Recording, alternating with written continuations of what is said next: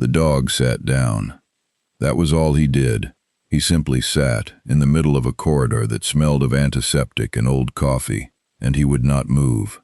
The handler tugged the leash once, gently, then again. Nothing. Soren planted his broad paws on the linoleum and looked straight ahead with the steady amber eyes of an animal that has already made up its mind. People stopped walking. A man in a visitor lanyard stepped back against the wall. A woman holding a paper cup turned and stared. A teenager near the elevator said quietly, to no one in particular, "Why did he do that?" Nobody answered. The handler crouched and spoke to Soren in a low, even voice. The dog did not move. He did not bark. He did not pace or whine. He simply watched the hallway in front of him the way you watch something you are sure is coming. What nobody in that corridor knew was that Soren had done this once before, on a bright Tuesday 11 months ago, in a building 800 miles away, and that the woman who understood what it meant was standing 40 feet behind him, reading his log.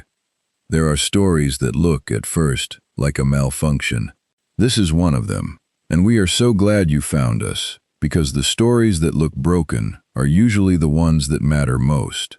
If you believe in quiet competence, in the kind of loyalty that does not ask for recognition, we hope you will stay with us. We read every single comment you leave, and we are grateful for each one.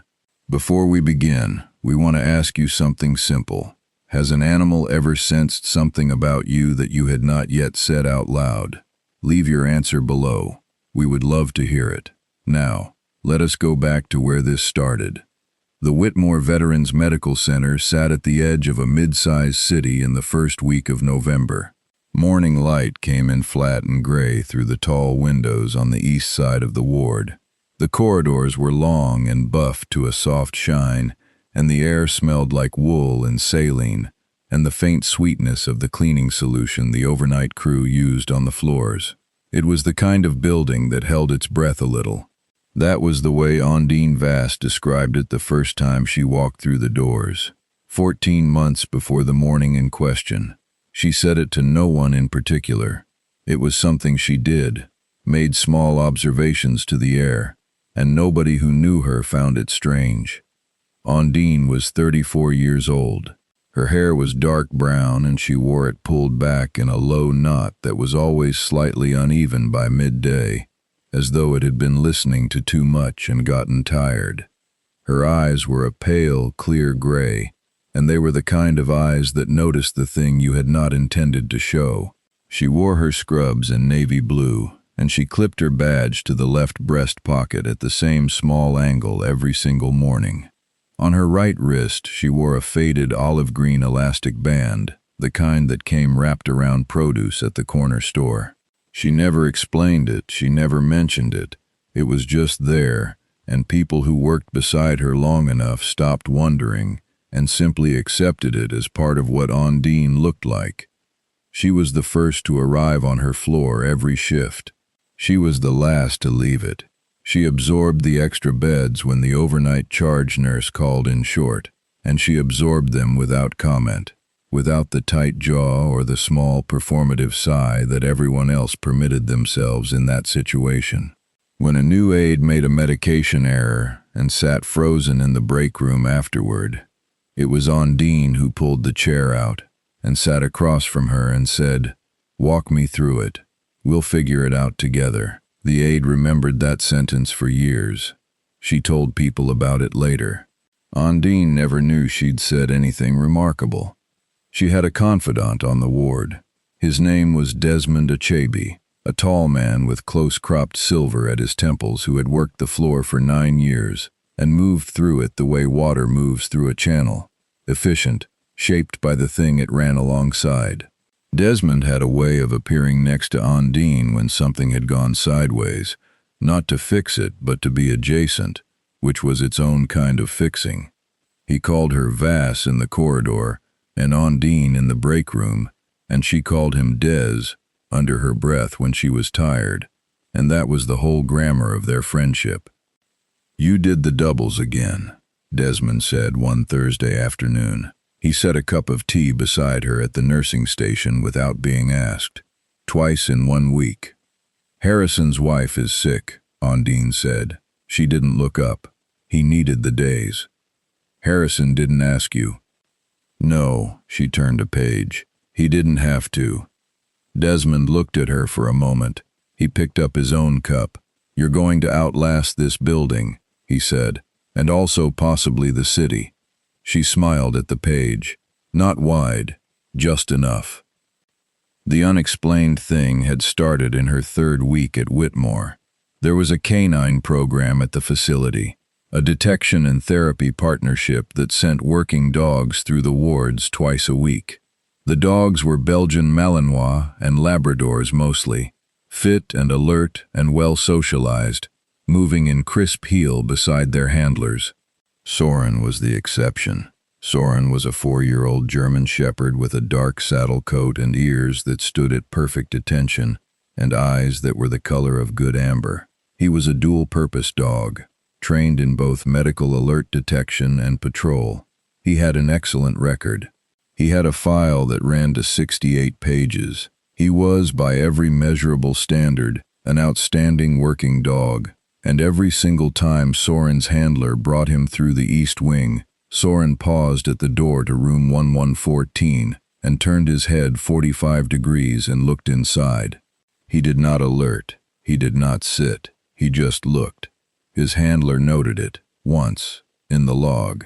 Unremarkable orientation behavior, possible odor interest, no follow-through. And that was all, except that room 114 was Ondine's charting room. And Ondine was not, as far as anyone knew, a patient, a target, or a reason for a dog to do anything at all. Desmond saw it happen twice. He mentioned it to Ondine. She looked up from the chart and through the glass at Soren, who had already moved on. Probably the hand sanitizer, she said. She went back to the chart. Desmond did not say anything, but he watched her face while she said it, and what he saw there was not quite nothing. The man who decided to bench Soren was named Director Carl Pruitt. He was not a cruel man. That is important to say plainly. He was careful, institutional, protective of metrics and liability in equal measure, and he had the particular confidence of someone who had never once doubted that his instincts were sound. He was 60 years old, broad-shouldered, with close-cut iron-gray hair and reading glasses he wore pushed up on his forehead as though they were a second pair of eyes. He managed the facility's operational programs, including the canine unit, and he had inherited the canine unit from a predecessor he considered too permissive, and was quietly in the process of correcting that. The bad day happened on a Wednesday in October. Soren and his handler, a veteran named Marcus Feld, were running a routine sweep of the administrative wing when Soren broke pattern. Not dramatically, he simply stopped at an intersection of 2 hallways, sat, and refused to proceed toward the route Marcus had indicated. Marcus gave the command again, precisely as trained. Soren sat.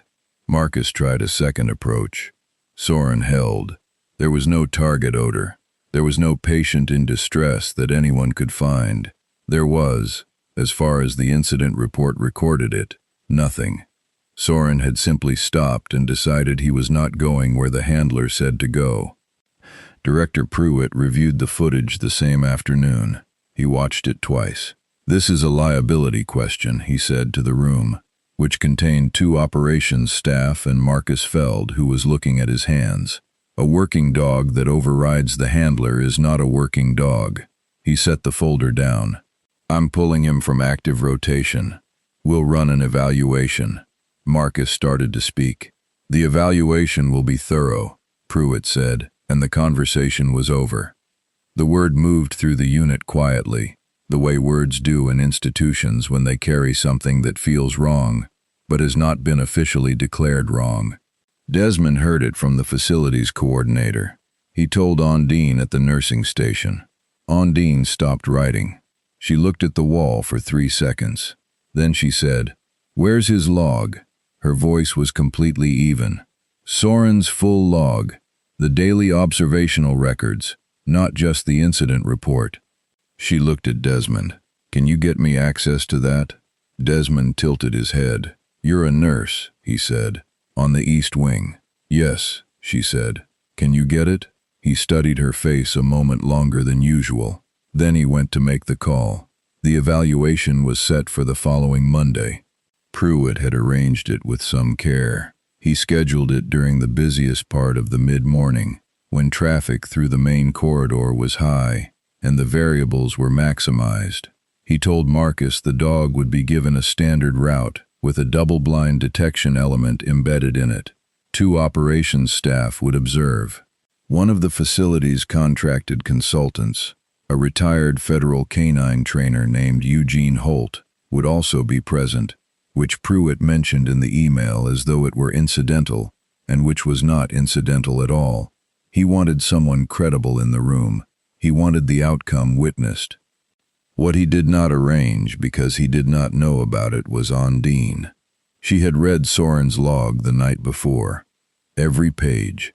She sat in the break room with a cold cup of tea going colder, and she turned pages, and she made no notes, but her jaw shifted once, and twice she pressed her lips together very flat, and once she closed her eyes for a moment and breathed. Desmond found her there at 11:30. Go home, he said. She looked up. I will, she said. She turned another page. He sat down. He did not tell her again to go home. On Monday morning, Ondine came in early. She worked her first 2 hours without any visible deviation from her ordinary routine. She checked charts. She spoke to patients. She helped a man named Mr. Calvetti to the window to see the November light, which he asked for every morning, and which she always made time for. Then, at 9:40, she walked to the east corridor near the main junction, and she stood along the wall with her badge and her navy scrubs and her slightly uneven knot of hair, and she watched. The main corridor at Whitmore was broad and bright, overhead fluorescents buzzing very faintly above the buffed floor. Director Pruitt stood near the junction, arms folded, with his 2 operations staff a half step behind him. Eugene Holt stood slightly apart, hands in the pockets of a brown jacket, weathered and unhurried, watching the far door. Marcus Feld walked in with Soren at precise heel. Soren's ears were up. His gaze was forward. He was alert and easy in his body, moving the way a working dog moves when it is doing what it was made to do. The observers along the wall, a nurse, an aide, a man from maintenance who had simply not finished his morning task yet, went quiet. The door at the far end of the corridor opened and then closed, and then Soren and Marcus began the route. Silence, mostly. The soft pad of a dog's paws on linoleum, the small creak of Marcus's belt, Pruitt's pen clicking once, twice, and then stopping. For several long seconds no one moved. Then Soren turned his head. He turned it toward the east hallway. His nose lifted, barely perceptibly, and his pace did not break, but something in the rest of his body changed. A focus, a narrowing. Marcus kept the route. Soren held the heel, but his attention had divided. They moved through the first checkpoint. Soren indicated correctly on the embedded target. A clean, textbook sit and hold. No ambiguity. Pruitt made a note. They moved to the second checkpoint. Again correct. The aide next to Ondine whispered, "He's fine. He's doing fine." Then they reached the intersection. The same intersection from the incident report, by Pruitt's design. The corridor met the east hallway at a T. Marcus indicated the assigned route, straight ahead. Soren stopped. He did not sit all the way this time. He stood and looked left, down the east hallway, toward room 114, toward Ondine's charting room. Ondine, who was standing perhaps 15 feet into that hallway, pressed her back a little straighter against the wall. The aide said nothing now. Pruitt uncrossed his arms. Marcus gave the command again, voice clean and measured. Soren turned and looked at Marcus once, the way an animal looks at someone it trusts when it is trying to explain something, and then looked left again. He took one step in that direction, Halt, Marcus said. Soren stopped. He sat. He looked down the hallway and he stayed exactly there. Pruitt exhaled. There it is, he said. Same behavior. He said it in the tone of a man whose thesis has just been confirmed. He looked at Holt. That's a handler override. That's the same thing. Eugene Holt had not moved. He was looking down the east hallway with an expression that was not agreement. His head tilted a quarter of an inch. The first dog I saw sit like that, Holt said without looking at Pruitt, was in Afghanistan. The corridor went still. He sat in a doorway for 11 minutes. Nothing. Handler tried everything. His voice was low and flat. There was a pressure plate 18 inches past the frame. Nobody found it until later. Pruitt opened his mouth. He closed it. That was a different context, he said. Yes, Holt said. He still had not looked at Pruitt. He was still looking down the east hallway. It was. The aide grabbed Ondine's sleeve. Did he see you? Ondine didn't answer. She was watching Soren. Soren was watching her. His ears were forward and his tail was completely still. Not lowered, not tucked, just still. And his amber eyes held her across the fluorescent corridor with an expression that anyone standing there would have said was certainty. Not distress. Certainty. Holt took 3 steps toward the east hallway junction. He looked down it properly, and then he saw Ondine. She stood against the wall in navy scrubs with her badge clipped at its small angle, and she looked back at him, and something in Holt's face did a thing that faces do when a memory that has been filed in a drawer for a long time suddenly comes back out. He went still. He looked at her. He looked at Soren. He looked at her wrist, at the faded olive elastic band. His voice, when it came, was very quiet. What's your name? The hallway held its breath. Pruitt had moved to the junction now, and so had the 2 operations staff, and the aide, and the nurse from the far end.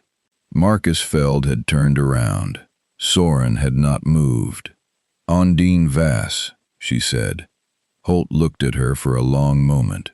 He breathed in through his nose once, deliberately. Vass, he said. He turned the name over like something he was checking the weight of. Ondine Vass. He looked at Soren. He looked at her again. Where were you before here? He said. I was at Kellner, she said. The VA in Kellner. Holt's chin dropped 1 degree. He pressed his mouth shut for a moment. Then he said, Tell me something. Did they call the dog Fox there? Big fawn Malinois, white on the chest? No one made a sound. Ondine was very still. They called him Ranger, she said softly. But yes. And who trained you? Holt said. On canine medical alert protocol. She shook her head. No one trained me. Holt nodded very slowly, as though this was the answer he had expected and the one that made the most sense of everything. He turned to Pruitt. He said in his measured, low, declarative voice, This dog is not malfunctioning. Pruitt's mouth opened. What the dog is doing, Holt said, is the correct response to a recognized scent signature. He's been trying to tell you for weeks. Pruitt looked at Ondine. He looked at the dog. He said, I don't understand. Holt looked at Ondine. Would you like to tell him? He said. Or would you like me to? Ondine was quiet for a moment. She looked down at the elastic band on her wrist. She pressed her thumb against it once, slowly. Then she looked up. I had a patient at Kellner, she said. Her voice was even. A veteran. End-stage cancer, but we didn't know the subtype yet. The markers weren't clear. She paused. She was not looking at Pruitt. She was looking at the middle distance, which is where people look when they are telling something true that they have not rehearsed. Ranger kept alerting at the door of his room. Same behavior as today. Just sat. Just watched. We'd had him in the ward for therapy visits and he'd never done anything like it. She paused again. I started reading the literature. Canine olfactory detection of volatile organic compounds. specifically the compounds associated with certain cancer metabolites. She paused. I talked to the oncology team. They ran an additional panel. She pressed her lips together once. They found it. Rare neuroendocrine subtype, almost invisible on the standard screen. She looked at her own wrist. He had 6 more months because they found it. Her voice had not shaken. It was simply very plain and very quiet. I wear this, she said, touching the elastic, to remember that I listened. No one said anything. What the dog is doing, Holt said then to the room, to Pruitt in particular, is detecting a compound signature that is consistent with the same class of marker. It is an olfactory alert. It is not a malfunction. It is, he said, and his voice did not rise at all, the dog doing its job. He looked at Ondine. She's the only one in this building who recognized it, because she's the only one who's seen it before. The aide made a sound. The nurse from the far end of the corridor turned her face away toward the wall for a moment. Marcus Feld put a hand on Soren's back, gently. Soren did not move. He was still watching Ondine. Pruitt had not spoken in some time. Desmond Achebe said it for everyone.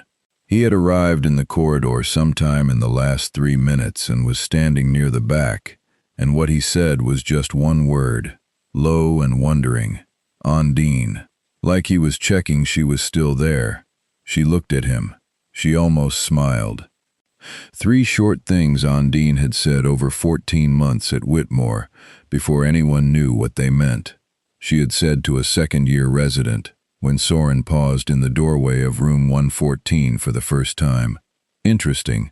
Make a note of that.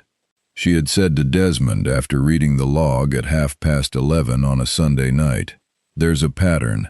Someone needs to look at this properly." She had said to Director Pruitt at the junction of the East Hallway on a Monday morning in November, "He's not broken. He's right."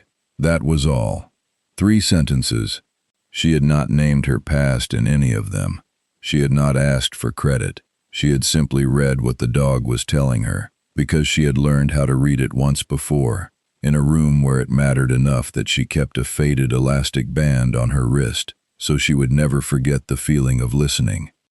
The applause in the corridor was not loud. It was the kind of applause that happens when people don't quite know what else to do with how full their chests feel.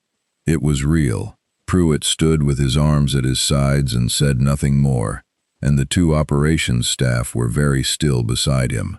He did not leave the corridor immediately. When he did, he moved quietly. He did not look back. Holt walked over to where Ondine stood. He looked at her for a moment. "Kellner lost a good nurse," he said. She shook her head slightly. "I learned from a good dog," she said. He put his hand out. She shook it. Then Soren, without any command from Marcus, stood and crossed the 4 steps between them and pressed his nose very gently against Ondine's hand. She looked down at him. He looked up at her. She scratched behind his right ear, which was exactly where he preferred, and nobody had told her that. Several weeks later, the K-9 unit's Monday route was adjusted. The East Hallway became a standing checkpoint, not because it was on any official protocol, because Soren had put it there, and it turned out that the East Hallway mattered, and everyone at Whitmore by now knew why. The oncology consult that followed Holt's recommendation had found something. Nothing certain yet, but a marker worth watching, a referral placed, a timeline that now had a chance. The details were private. They stayed private. But the fact that they existed was not private, because Desmond told Ondine one afternoon at the nursing station, and she set her pen down very gently and pressed her hand flat on the desk and closed her eyes for a moment, and Desmond saw her do it, and that was enough. A child came through the ward with her grandfather in late December. She was small, 6 or 7, with braided hair and worn red sneakers, and she had not looked away from Soren for 4 minutes. Her grandfather watched her. He was a patient on the second wing, recovering well, a man named Gerald who smiled at everyone and remembered everyone's names. His granddaughter finally tugged his sleeve. "Grandpa," she said, pointing at Soren and then at Ondine, who was at the nursing station across the hall. "Why does the dog always watch her?" Gerald looked. He was quiet for a moment. "Because," he said, and then he stopped to find the right words and took his time finding them. "Some people listen so carefully that even animals can tell. And when you find someone like that, you watch them so you don't miss anything." The girl looked at Ondine. She thought about this. She seemed satisfied. Near the nurse's station, mounted on the wall in a simple wooden frame, was a small printed card. Someone had placed it there in the first week of December, and no one claimed to know who. It said, "He was not broken. He was right, and she was the one who listened." The frame was level, and it hung beside the small window that looked into the east hallway, and in the mornings, the gray November light came in at a flat angle and touched it, just enough. Soren paused at that spot, sometimes, when Marcus brought him through. Not long, just a breath. His ears were up and his eyes were clear and his tail was easy, and he moved through the corridor the way a working dog moves when it is doing exactly what it was made to do. There are stories that look, at first, like a malfunction. This is what happens when you look more carefully. We hope this one found you at the right moment. If it did, we hope you will consider staying with us. We believe in quiet competence. We believe in the ones who listen when everyone else has already decided. If Ondine's story meant something to you, or if Soren reminded you of an animal that once knew something before you did, please tell us about it below. We read every single one. We are grateful for each one. Thank you for being here.